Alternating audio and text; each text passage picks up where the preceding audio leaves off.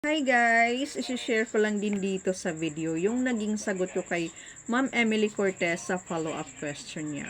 Actually guys, ako ay nakapagpatingin sa doktor at diagnose talaga ako ng hyperacidity, acid reflux, o GERD.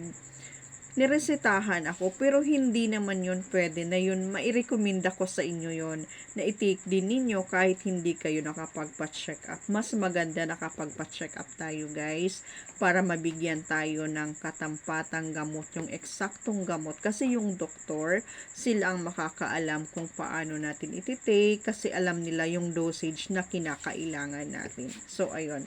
At isa pa guys, sabi din ito ng aking doktor na napagpa-check upan.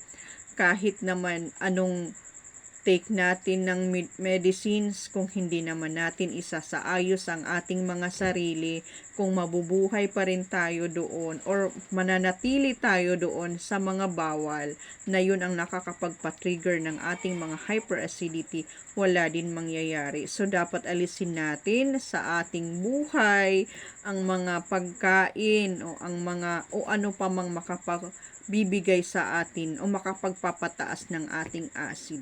So, ayun guys. Sana makatulong sa inyo. Salamat!